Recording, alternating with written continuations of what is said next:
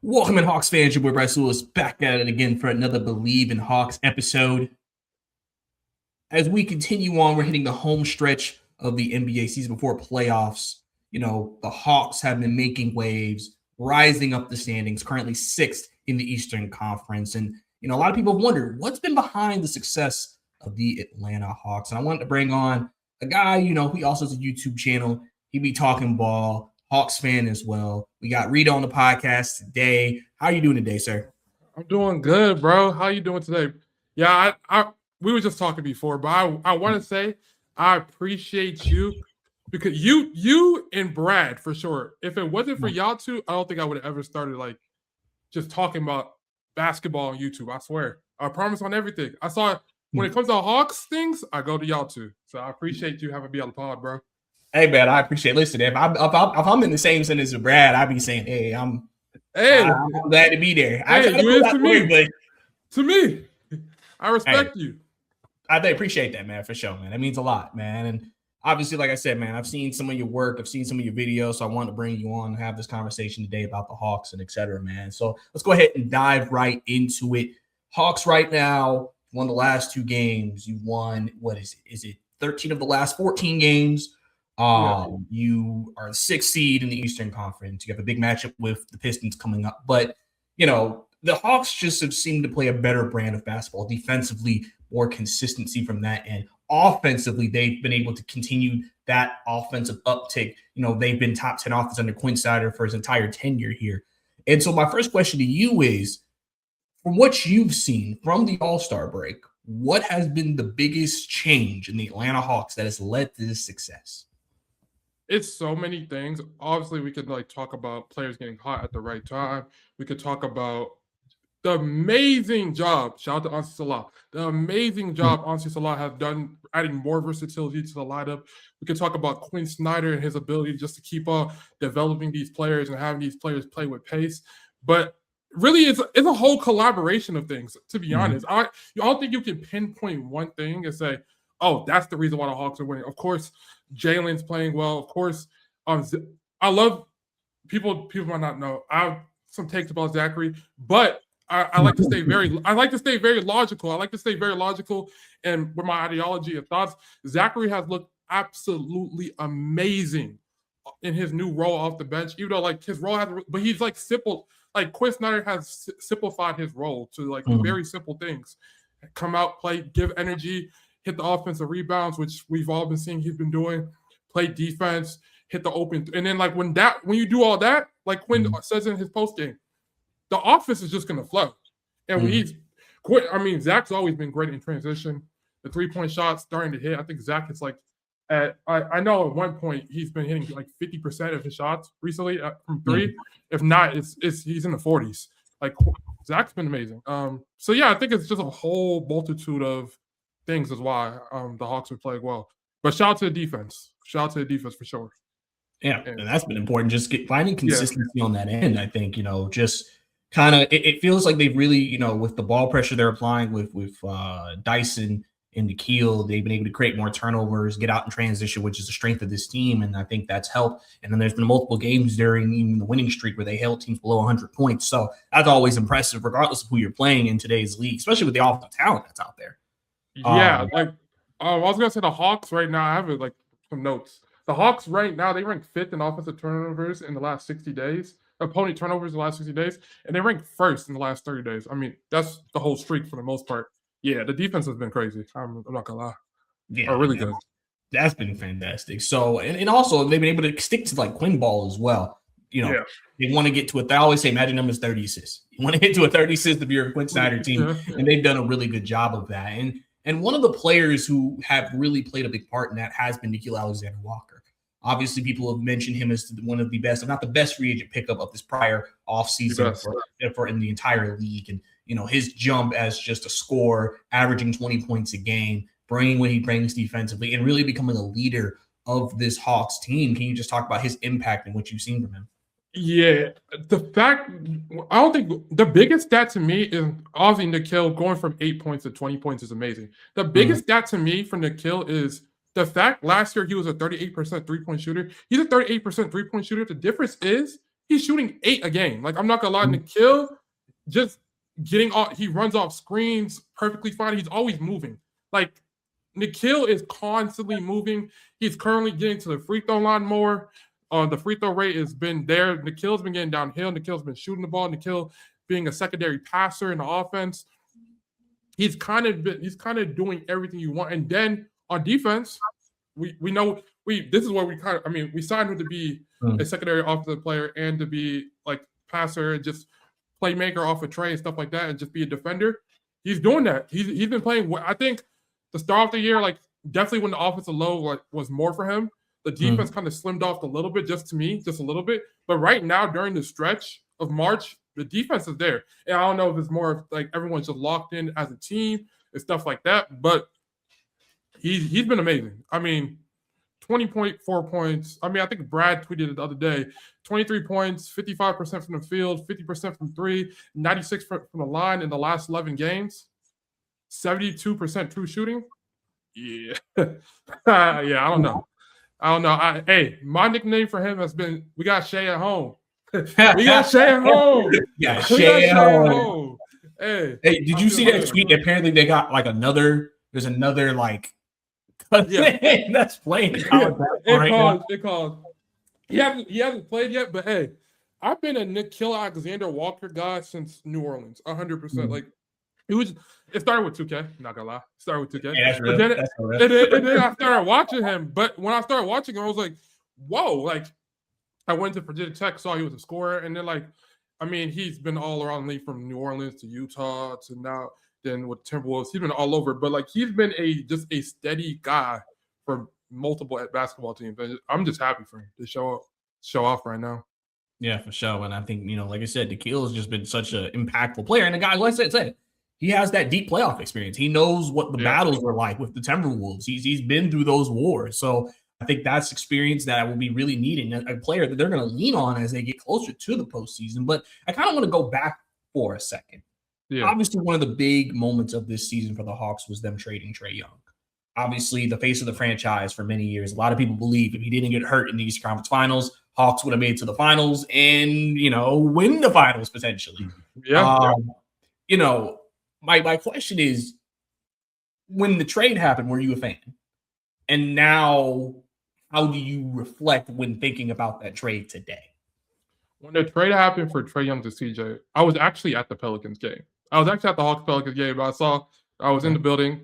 Initially, I was like, the whole time, literally, I'm a Trae Young guy. I've always been a Trae Young guy, stuff like that. But I also know how hard it is to build with a small point guard. I get it. So I've always been like, I understand what Trae Young has brought, but like, we might have to make the move sooner or later. So obviously the move was made much later than what it could have been made. I'm not going to say if it was right or wrong, but it was made. So I already knew what the value could have been. And I was like, okay, CJ.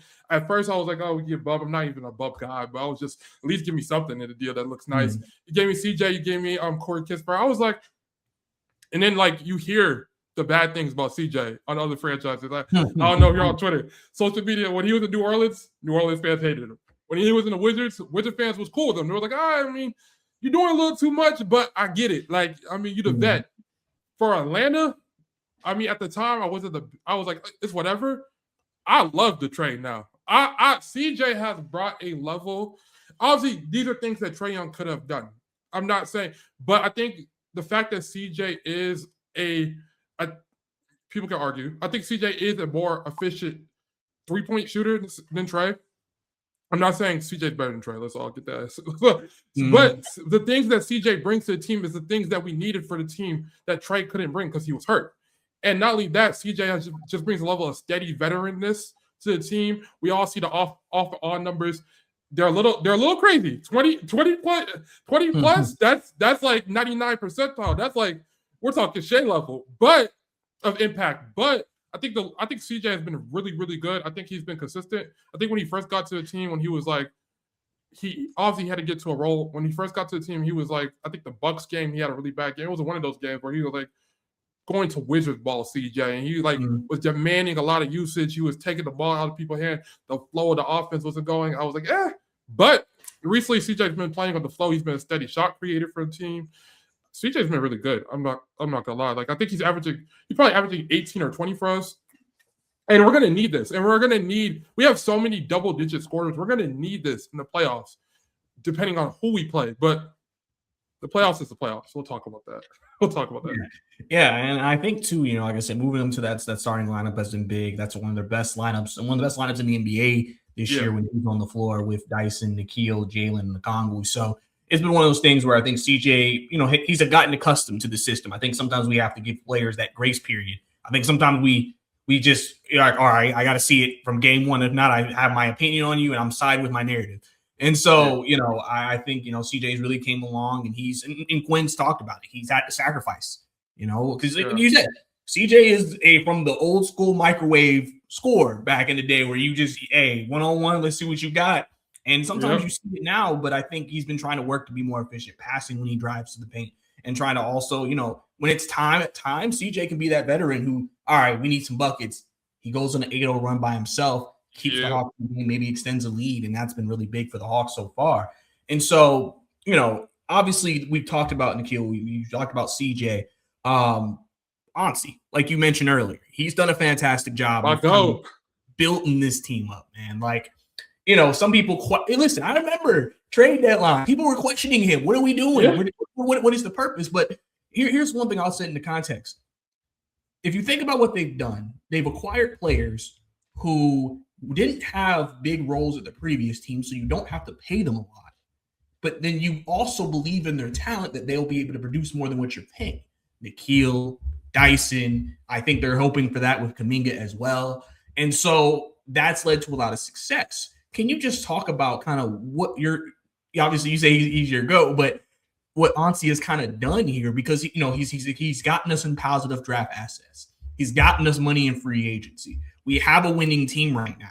It feels like all indications are the Hawks are moving up, and a lot of people compare this building to Oklahoma City, to San Antonio with the way they did it. So kind of give your thoughts on what Onsi's been doing. I honestly, and I truly do feel that I don't think Onsi's made a bad trade. Like I'm gonna be honest, and he's not gonna be perfect. No GM will ever be perfect. Even OKC GM, it's literally not hitting my head right now. Presti is not perfect, but what Onsi has done throughout his time being here in Atlanta has, one, not put us on any long-term contracts. The only long-term contract long-term is like what Corey Kispert, but like you took that in to get CJ 1 year, $30 million, and then you can work that out. And then the Jalen. I don't know if he was a part of the Jalen. I think that was still Landry Fields. But I know Onsi is a number guy. I know he was a part of it. The Dyson deal with $25 million just flat and stuff like that. He has brought the ability and the flexibility that this roster, if it doesn't work and the players don't work, which is currently working right now, we can go a different way. And that's just smart GM. It's smart GM. We were struggling without a center other than Onyeka because Porzingis was playing. Let's go get Jock Landale for on a 1 year. Come over. It's very simple. Even with not to go back to the last year's draft with Asa Newell, he said he liked Asa Newell at 13. Asa Newell falls on the board. We get it. We get a first round pick for the Pelicans that could be an amazing pick this year. Hopefully the lottery odds are on our side. And even if they're not on our side, this draft class is way better than the last draft class. Last draft class, these players are turning out to be really good players as well.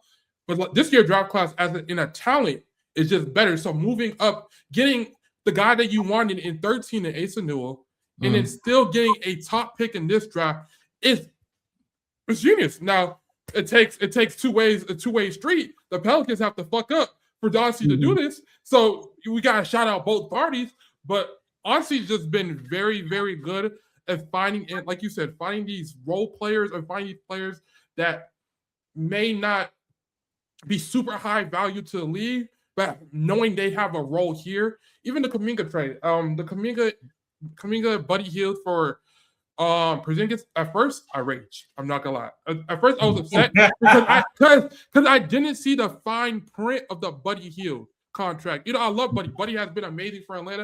And I love just the energy and the veteranness that Buddy's brought. But obviously, having Buddy for 3-4 years is like, I don't know if I want it. But the fact that Buddy's contract can now be canceled before the draft is like, okay, We're doing something. Then you take a flyer on Kuminga, and you have people. I know a lot of people when Kuminga first played his first game against the Wizards, everyone was like, "This is our future. This is our future home," which I'm cool with. I think I'm not the biggest fan of going in. I wasn't the biggest fan of Kuminga's past priors in Golden State because of the situation with Steve Kerr and stuff like that. But also, anyone who watches basketball knows Kuminga is talented, and he just needed to play.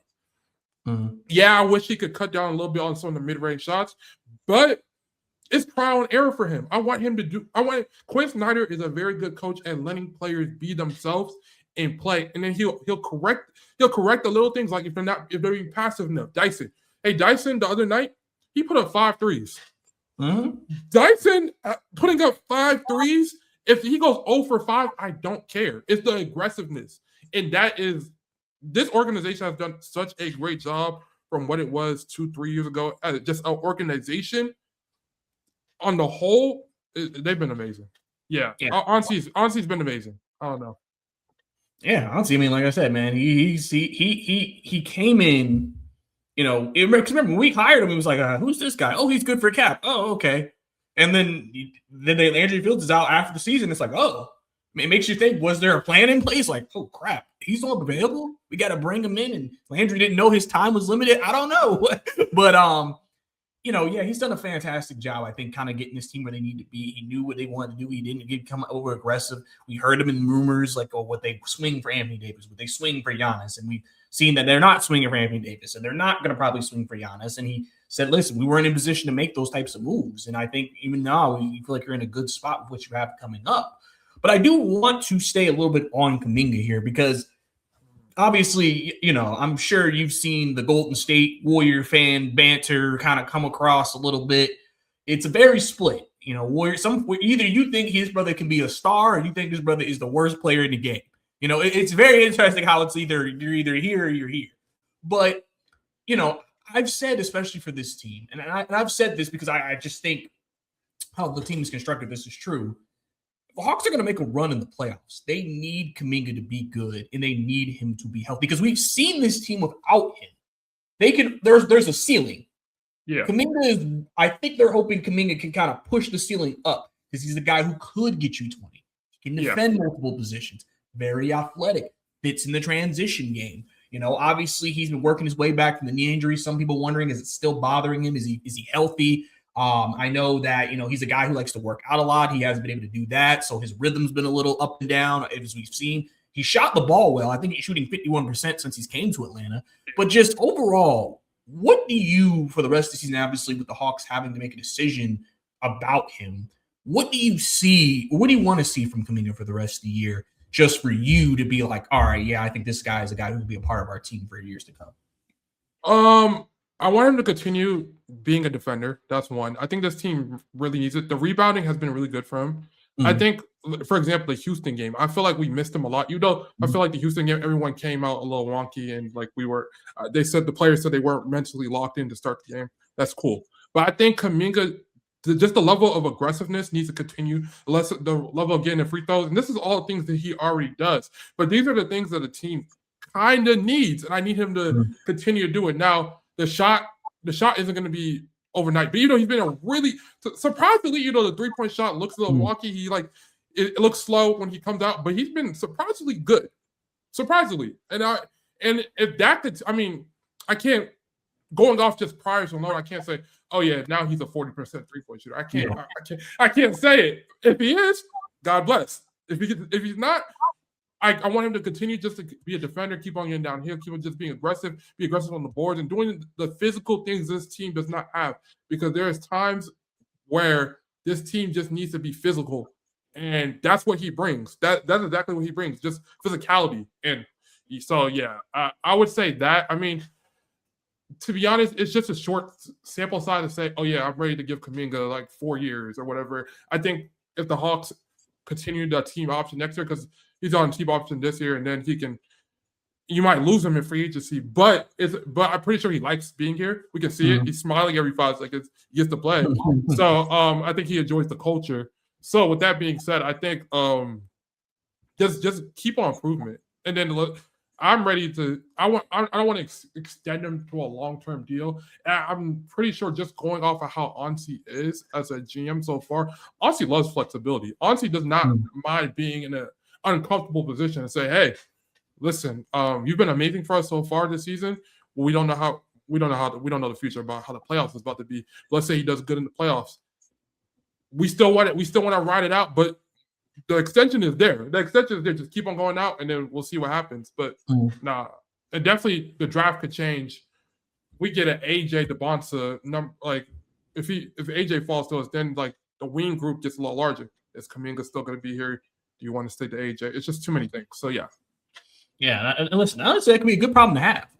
Yeah, just when you have that type of talent on the roster, and I've always said too that I think that to me, I feel like we would keep him past the season just because Onsi has known him for a while. It's almost like Onsi kind of saved him, I guess, from the Golden State situation and said, "Don't worry, brother, we'll let you cook here." Quinn has been big on just, hey, be yourself. It feels like one thing about this development program in Atlanta is they let players grow and develop. That's why guys have career highs in seasons and guys like, I mean, listen, Rida Kpea is a prime example I'd like to bring up. Remember the last year he was here in Atlanta? His shot was not falling like it used to, but he became a much better offensive rebounder. He was attacking the paint more. He developed a new facet to his game where now he's healthy at the Pelicans and he's been hooping. I mean, and we've seen some of that. And so I think they're hoping that Kuminga, now that he has that, trust and that, that support, that will help him grow as a player as they continue to move forward with him. And like I said, he'll be a very big part of, what they do going into the postseason, which transitions me into my next topic. Yeah. Right now, the Hawks are the 6th seed. If the playoffs start today, we play the Knicks. I feel like Knicks fans are going to want to say it, but I think they want another crack at us. I've seen Knicks fans, when they first saw it, kind of already tweeting. They're already tweeting a little bit. I think they want another crack. And I think Hawks fans would love another crack at the Knicks too. But also, they could get as high as 5. They could play Cleveland. They could, if something happened, they got into play Boston. Or if something fell apart, they play Detroit. So is there a team out of those top 4 that you're like, if I had to say who I'd rather play in the first round of the playoffs, which team would that be and why? I have 2 answers. If Cade isn't healthy, Detroit, just for obvious reasons. They looked really good against the Lakers last night. But I think Cade's going to be there. I think Cade's going to be good. I would rather play against Cleveland, personally. Now, I'm going to go ahead and say this. I know I'm a Hawks fan, but I'm such a realist. It hurts me to say.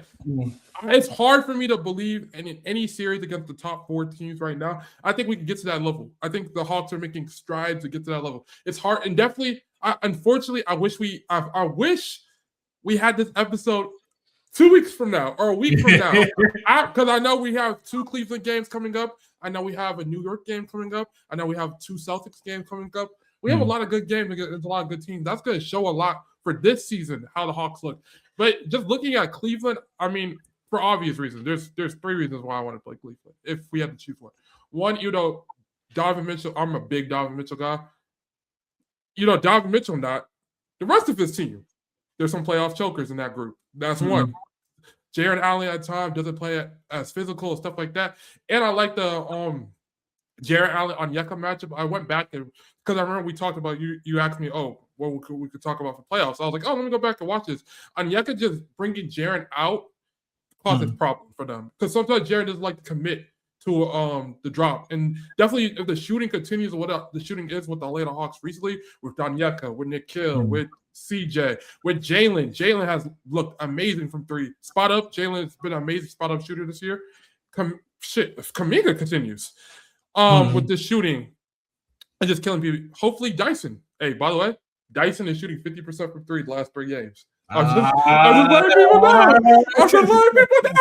people know. I'm not trying to go too far. I'm just letting people know.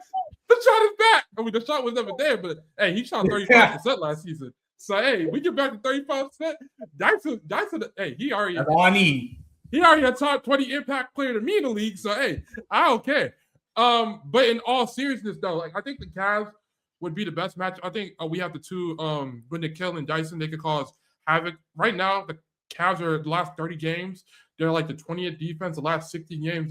They've been mediocre defensively. It's not the same Cavs team that we saw last year where Evan Mobley's controlling the paint and they're just stopping anything. Now Evan Mobley has missed some time. So, and Jared Allen currently misses some time. So that could currently affect their defense. But I think just the physical, just the fact that we can draw their bigs out and just and I feel like they struggle. They do struggle with that. Now Evan Mobley might cause some problems. Evan Mobley, Jared Allen on the offensive boards might cause some problems because we just don't have. I love Onyeka. 6'8", 6'9" is what it is. I love Onyeka. Onyeka fights. Onyeka, he doesn't play like he's 6'9". A lot of people will say, "Oh, we need a 7-foot. We need a 7-foot." I do believe that we do need another big. I'm not saying we need a big better than Onyeka or anything like that. Like some people believe. I think Onyeka can start, or we can have a big next to Onyeka, and that coming up in the next draft. Shout out to Daymar, and do something like that. But in all seriousness, I think the Cavs. But my biggest thing with the Hawks isn't if they win or lose in the playoff. I honestly, we're one of the youngest teams of the league. We're only getting younger with the 2 draft picks we're adding. I want to see development and I feel like a 7-game series where a coach and another coach sits down and says, "Hey, we are going to focus on this team's weakness," only brings growth. Now, I always tell people, growth in basketball isn't linear. Players don't get better every single year as people think they is. But these Atlanta Hawks players have been getting better.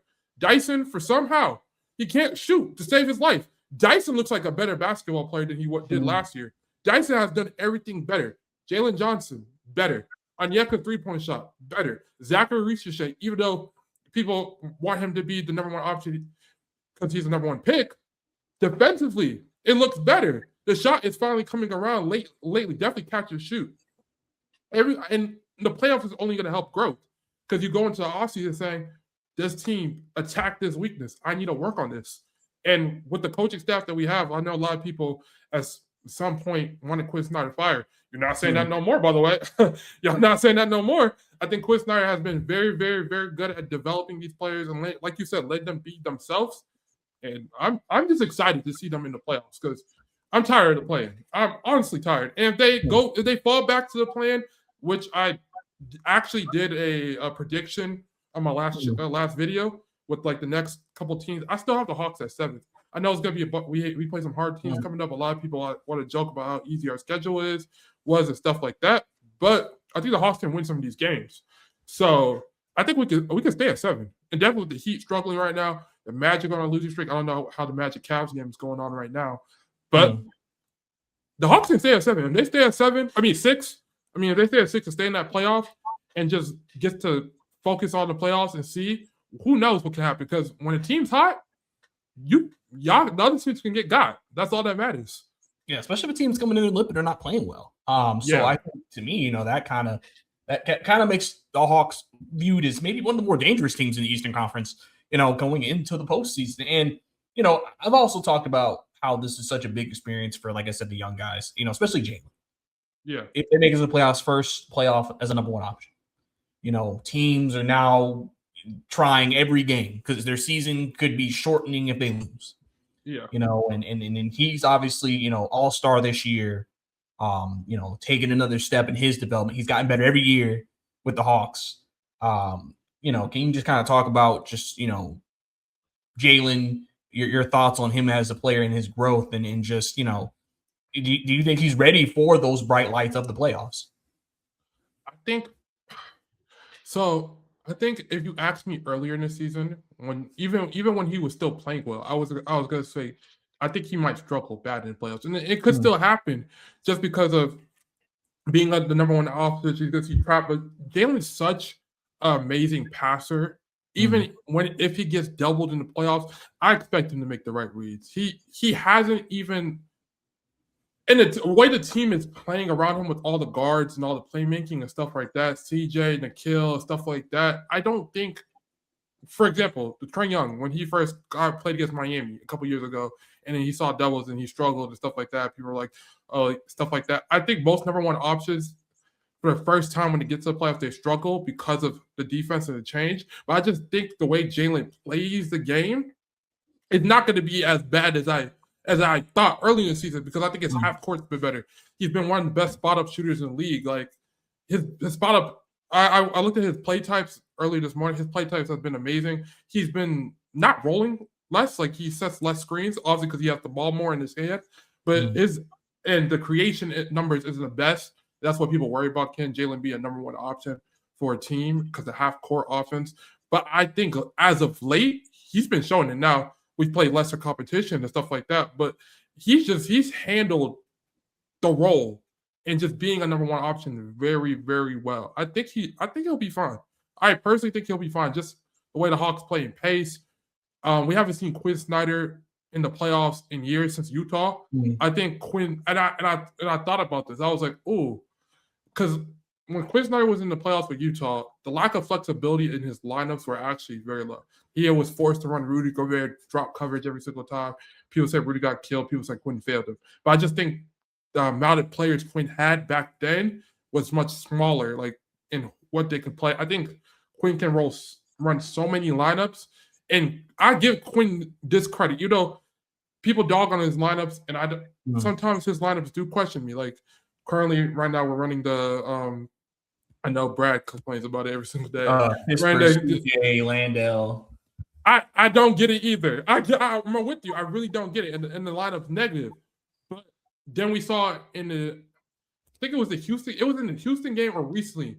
He switched it up. No, the Magic game. He switched it up and had Mo Gay come in initially, and I'm like, and that proves to me Quinn will make adjustments even in the regular season. He'll make adjustments. So I think Quinn will put Jalen in the right position. I think obviously, and whoever we play, I don't think the Hawks are getting 4. Even the Hawks lose, it'll be like a 6-game series. So I think Jalen might struggle two games just because he's never been there before. I think Jalen's going to be amazing. I really think it's his breakout year. But MIP Nikhil, please. I mean, hey, I also think that's why they added CJ to the lineup to kind of give creation, because that's one thing the starting lineup needed was just somebody who could create, so that way it wouldn't put too much pressure on Jalen and give him. He has to carry so much of a load in that situation. So I think that's been something they didn't want to change in that situation. But kind of going back to your point about, you know, the Landale and the Mo Gay thing, I think one big discussion that Hawks fans have been having is backup center. I think, you know, Landale is out of the two the better offensive player, you would say, but Mo Gay is by far the better defensive player.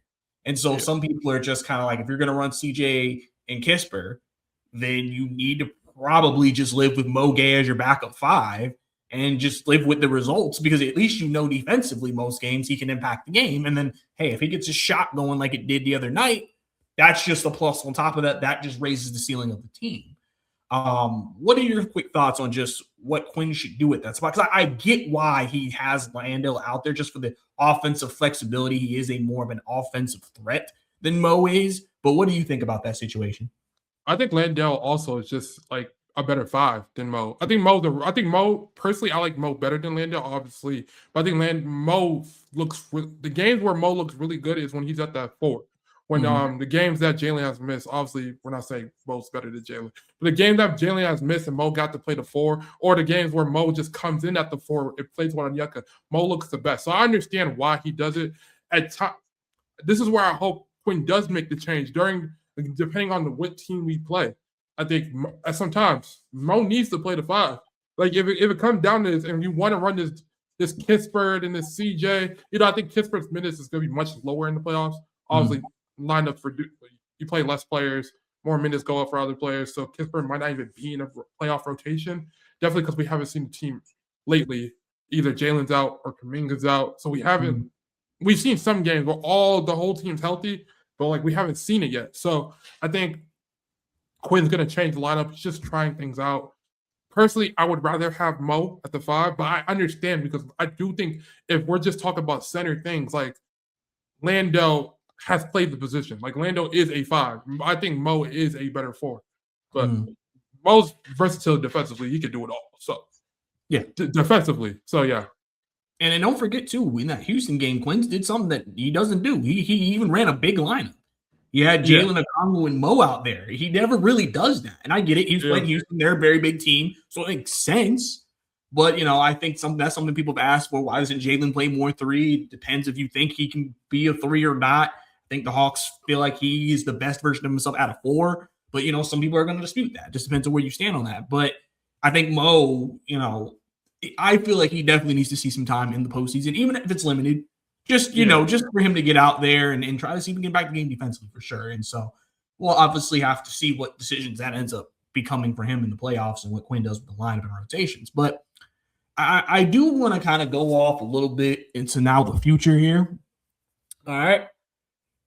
Obviously, they have that lottery pick. As you mentioned earlier, hey, that pick could change things. Obviously, they get a guard. Does that mean CJ's gone? If they get a forward, what does that mean for Kuminga or Ricochet?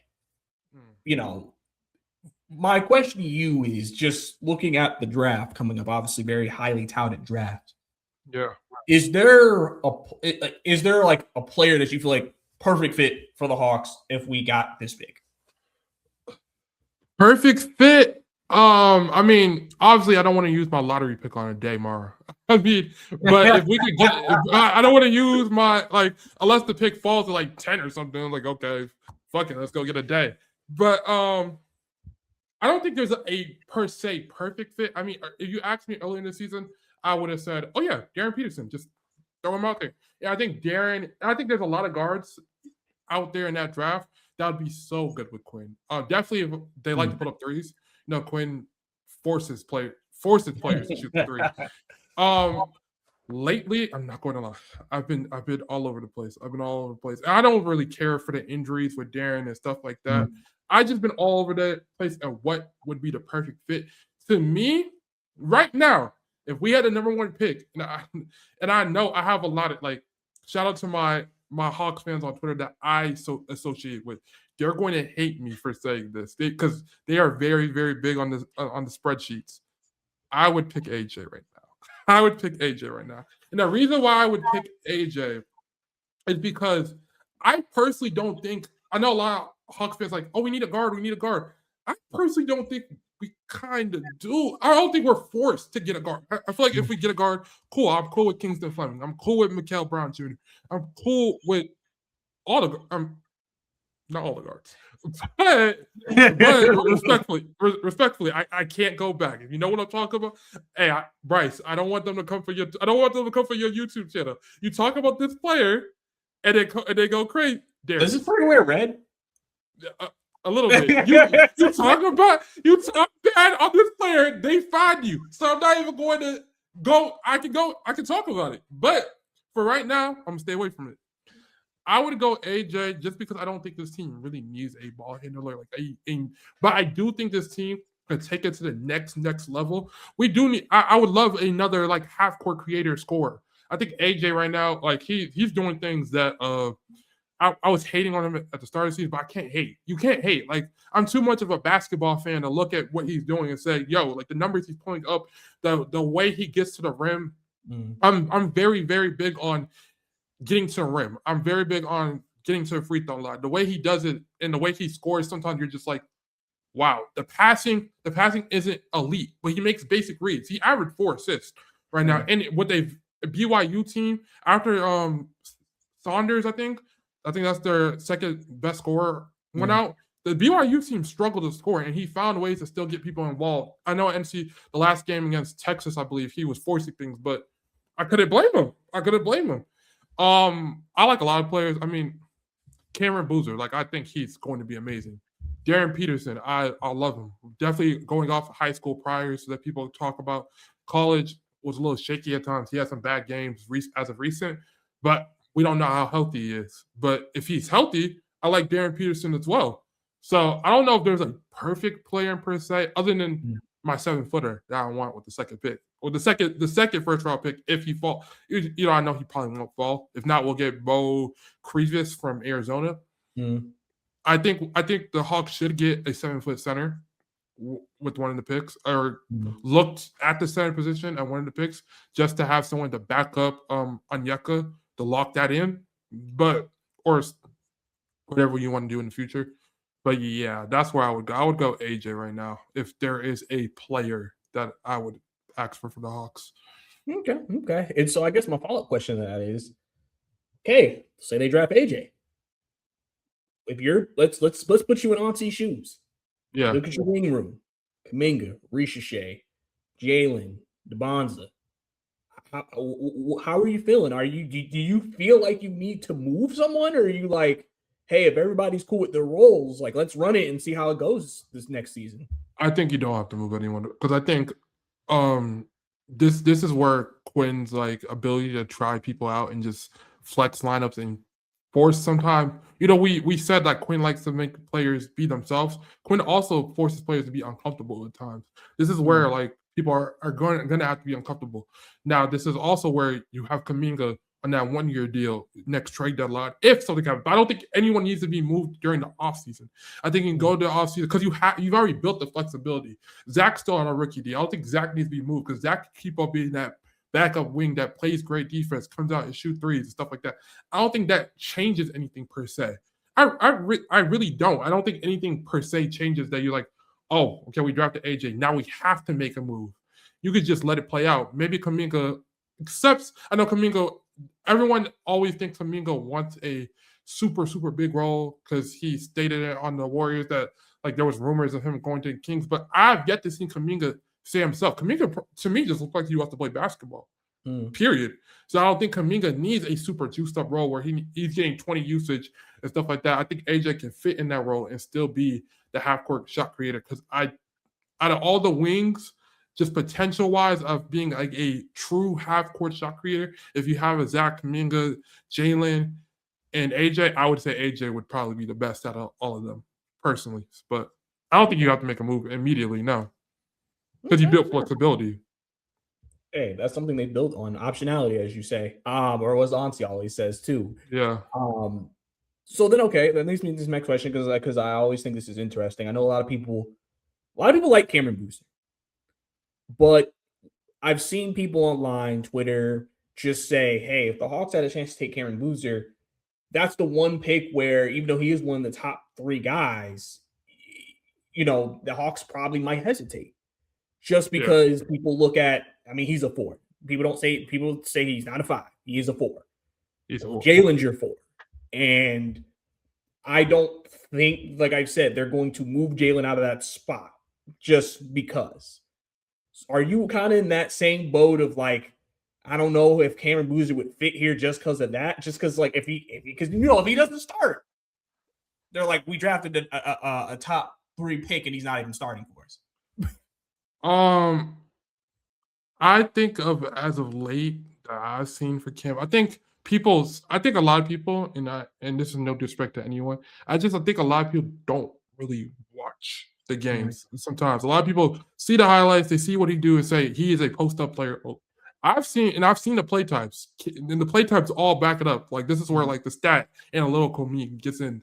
Cam Boozer has been good at almost everything.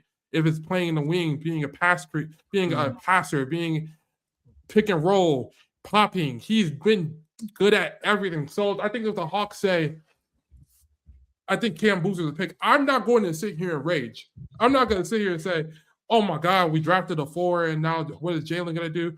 I think the versatility of Jalen, I think Jalen at the 4 is amazing. He's able to play in the weak side, sometimes grab rebounds, start fast breaks, stuff like that. But I think they can try it. I honestly do think they can try it. I think it might be a little clunky, it might be a little weird at first, but I think just going off of Cam Boozer's background, he's a winner.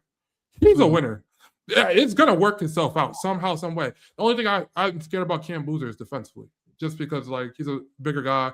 You get a quicker guy on him like a Darius Garland or some John Morant, they might blow past him. I'm not going to lie. But offensively, I have the fit. He'll find a way. He's that good. He'll find a way. I'm not worried about his skill set, and it might intertwine. I might think about be like on the base level, you see 4-4, you're like, damn. But when it plays, we're going to be like, oh, this is kind of seamless because of how good Boozer is and how good Jalen is as passers and just playing off each other and stuff like that. So, yeah, I'm not worried. I'm honestly not worried. Nah, I get that. It's been interesting because, I've always said one thing about Quin. He values that spacing. He understands how important spacing is. And so that's why he needs people who can shoot, which he can shoot. And that's a plus. I know some people have kind of been like, referring to the backup center position. Oh, I just need a back to the basket rebounder. And I'm like, brother, he ain't trying to get another Clint Capella on his team. He needs to be able to keep spacing with every rotation he got. And so, that's why I could see Cameron fitting, because I think he fit, especially within our offense. It's just, would they be comfortable going big there? And I think too, are you comfortable going back, assuming that Dyson and Nikhil are still starting next year, unless they obviously draft goes a different way? Is that enough playmaking, ball handling in that lineup as well? Even though Boozer has also done that as well. He's walked up, the ball before and kind of set Duke's offense. So I think that's also an interesting thing. But I got one last draft question for you before I go on to my next subject. And I do have to bring up the person that you say you cannot talk about. A person who I've seen say I've seen a more efficient Trae Young. I've seen just he's an interesting player, because I think he's had such a great year. People are like, oh my God, he's cracking the top 3. But then you think you just moved off Trae. He's kind of that same archetype of player. Darius Acuff, man, what do you think about his fit on the Hawks? That was, let's say they get 4 and the top 3 guys go, and he's the 4th best player on the board. What do you think? Bryce, I ain't going back. I'm not going back. Listen, I think Darius Acuff, and I'm very, the only small guard that I currently adore and love. I mean, I wouldn't call Donovan Mitchell small, but if you want to call him small, sure. It's Darius Garland, just because of everything he does offensively and how much of a plus off shooter he is. And obviously, I don't think Darius Garland would fit on this team, because I'm afraid of small guards with this team currently, just because of how the lineup is and the Onyeka and stuff like that. The point of the matter is, I think Darius Acuff is really good. I think he's really, really good. I think the season that he has pulled off has been, we see it. The guy could be, I was watching Nerd Sesh. I saw them drop a draft list, and I was watching, the draft list was crazy, I'm not gonna lie. But I like to see reasonings. I need to hear reasonings. I'm not just gonna judge you. So I listened to what they were saying for Darius Acuff, and I do agree with him. Darius Acuff, potentially, if this 40% 3-point shot pull up just continues, we could be looking at Dame. He's that good of a offensive scorer. He's that good. But when you're that bad to me defensively, and we just left Trae Young, who, personally, Darius Acuff, the potential is, how much do you think Darius Acuff could do? If Darius Acuff averages 25 and 8 in this league, I had that already. I've already had that with more assists and more creation. And the defense is probably worse than Trae Young. I'm not going to lie. I give Trae Young a lot of flat. Trae Young's hands at times was decent. Darius Acuff looks like he's just not involved in plays defensively. And so I don't think that's just gonna, we're now in the NBA now, it's better. I just don't think so.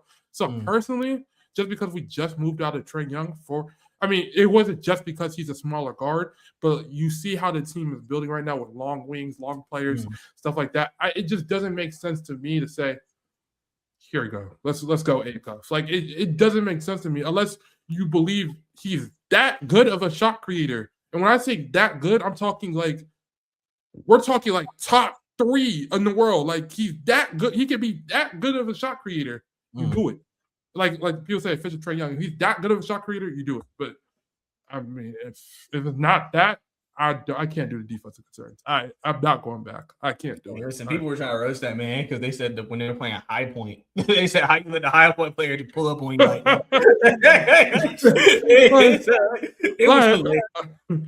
it's bad. And I love, and if you watch basketball and you like basketball, you can't watch him and say he's not good. He's amazing. He's absolutely insane. But personally, for my team, I'll be a fan just from afar. For my team, I can't do it right now. If Onsi, but then again, Onsi, you might just see a better vision of me. If you do it, I'm here. I'm a root for the guy. I'm gonna root for. I'm a Hawk fan. I'm going to root for it. But I'm gonna have an opinion. I'm going to form my own opinion. But I'm not gonna give it obviously you have to give it full. It's another topic for another day. That's real. Listen, I think too, especially when you have CJ kind of playing for us right now, he's not considered a big guard, but he's been effective. It's almost like if you get a guard, you have to get a certain type of guard. That's why they say Jalen Brunson's been successful because he's a more efficient scorer. So it's like you can live with the defensive issues and you just try to get defenders around him. So he's definitely a guy who I've heard just get mentioned. I think when you get into the draft process, like I said, you evaluate these guys and you just fall in love with them, and you're just like, screw it, let's just try to make it work, and it's just, like, I would love to have this talent on my team, Yeah. So we're gonna have to see, man. But I got one last question for you before I let you go, man. Obviously, we've mentioned him a couple of times already, just within the answers that we talked about. But Quin Snyder, yeah. As you mentioned, people were calling for Quin's head earlier this year. I've said throughout his tenure, he's never had always the greatest roster construction. He's had injuries. He's had a lot of things he's had to deal with. And I think with Trae, people say he was originally brought in to make the Trae thing work. I think he definitely improved Trae's passing within his offense. I think his offensive efficiency went down because he was like, all right, either score around the rim or shoot threes. And Trae kind of wanted to develop a bit of a mid-range game. And then that was like, we don't do that here. Even though I feel like this year he's allowing more players to take mid-ranges. It's just being like, if that's all you got, take it. But don't make that your shot guy like a DeJounte Murray. But, just can you talk about the job he's done in your opinion? Just kind of getting this. It feels like he's finally gotten the team where it's like, they can do exactly what I envisioned: spacing, shooting, attacking. Like, it feels like this is the best fit team that he's had for what he wants to do. And I think he's done a great job of putting them in position. Plus, some of the rotation decisions he's made. It feels like he's making more adjustments now as well, because maybe he feels like I have more options that I legitimately can trust. So can you talk about just the job Quin has done to you? And, he's a big part of why they are where they are right now. I think Quin, I remember when we first fired Nate, and I was like, the people I have on my old Twitter, I had a list of people I wanted. I wanted Kenny Atkinson, I wanted Quin Snyder, and it was someone else. I totally forgot. We got Quin. I think Quin has done an amazing. To me, I think Quin's done an amazing job. A lot of people, they'll point to the record to be like, "Oh, the record isn't great," but also there's been injuries, and I don't think the roster has been the Quin style. And I think Onsi and Quin have worked together. And I think Quin, I don't know how vocal, we're not in the front office, but I think Quin has to be vocal of what he wants on this team or what he wanted, because the team, like you said, the rotations that he's making now to a game-to-game basis sometimes is because of the versatility he has. He wasn't like, we are a team that is a 10-man, 11-man unit at times, because it's like, okay, we ran into this problem defensively. We could throw Mo Gay out there. Like, if we're playing Paulo Becerra, Mo Gay. If we're running this problem and we need more creation with Zach, Gabe can kind of come in and run some spot minutes. Defensively, we have Nikhil. Like last year, Dyson was our only POA defender. Now we have Nikhil. He's brought some, and then Jalen. I remember when Jalen couldn't get a single minute with Nate. Jalen, you can literally see it. If you physically watch the games, Quin looked like he gravitated towards Jalen when he first came. And he's picked Jalen up and really gave him the keys slowly. And I think Quin has just done a great job with the player development, getting players to be better, getting players to buy into his system, getting players to still be themselves, like we've talked about this whole pod, but still put in, like, example, like, if the mid-range, for example, if that's all you got, that's all you got. Now, can we tone it down? Can we get to the rim a little bit more? Run a play, run a double screen up top and get you on a mismatch that's better for you. He's done with things that slowly just look better. And the only thing I really have to see for Quin personally, and I'm not even going to judge him this season, is just the playoff adjustments, honestly, because I think Quin has been really good. I never understood the fire Quin at the start of the season. Our two out of our three best players was hurt.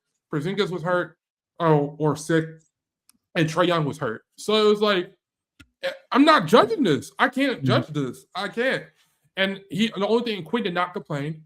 I mean, I remember there was some media remarks, Quin, why are you playing this guy last minute? Stuff like that. Quin sometimes would blow up. Sometimes he would blow up in the media. He'd be like, why does this matter? But I've always seen the vision, and he's always had a vision and he's just showing it. And anyone that isn't an Atlanta Hawks fan, if they just like talk about Quin Snyder and all the other players and all the coaches, they say he's one of the smartest minds in the league. I always go back to that Halliburton clip when it was Halliburton LeBron. It was Halliburton on a podcast talking about one of the plays that Quin Snyder ran to get Bogey an open three. It was like a ghost screen or something, but it was like a fake on the backside and got Bogey like the most open three in the world. And the way he was just talking about Quin's like, Quin's a genius. But when we get to this fan base, which I understand because that's what all fan bases call for their coach when they go on the losing streak. That's literally just being a fan. They react emotionally. I react emotionally. Don't look at my live tweets. Like, it's very simple. Like, I don't know. But I think Quin has done an amazing job, if you ask me. Like, off of just development, getting players to where they are. I don't think we've ever been at a point where we're like a contender that says, Quin, we need results. If we're not there, I'm not going to be calling for his results because we're not there. And we're still not there. We're just developing to get there. And once we get there, then we can say, oh, we might need a new voice in the locker room. But until we get there, I think he's done an amazing job of what he came to do. And that's improve the team, improve players around the team. So, Quin, I love you. Shout out to Quin. Yeah, man. I love you.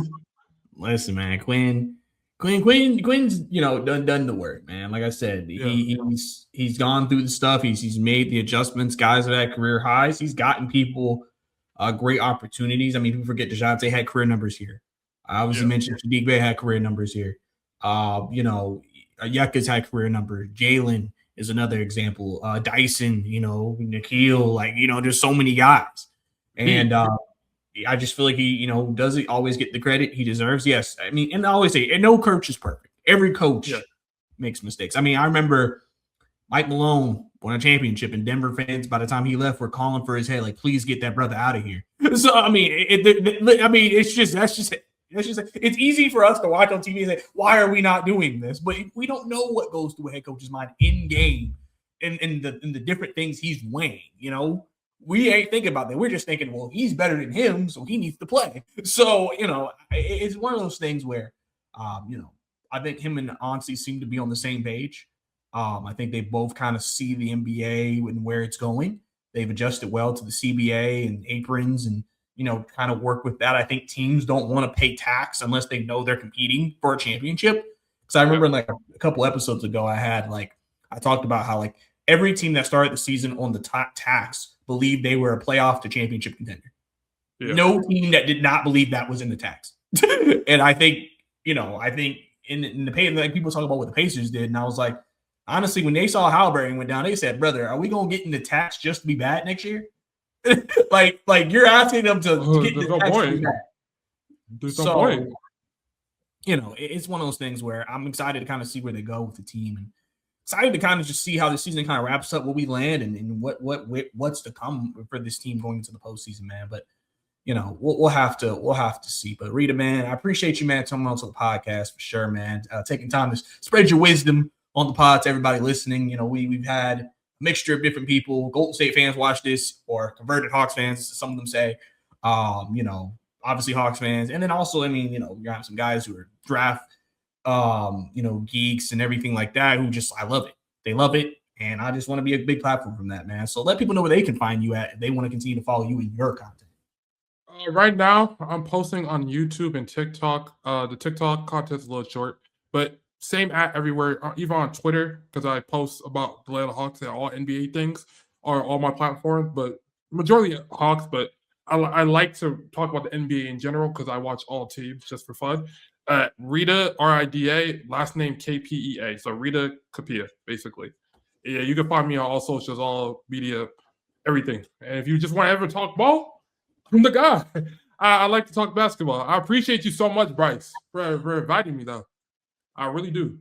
Yeah, man, for sure, man. Glad you were able to come on, man. And obviously, guys, you enjoyed this episode, subscribe to the channel, like the video, leave a comment down below about anything we discussed in the comments. Also, hype the video as well.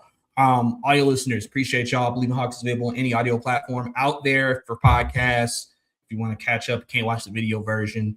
And then also follow me on Twitter at Bricey_2K, BRICEY2K, if y'all want to catch up with me there, talk ball, whatever y'all want to do. Appreciate all the support you guys have given us. And obviously, like I said, we'll have to see what's to come for the Atlanta Hawks as they get to end this season potentially on a very strong note, getting out of the play-in and reaching levels of success we haven't seen in a few years here as two Hawks fans on this podcast. But I think that's about it here. I'm Bryce. That's Rita. See you next time.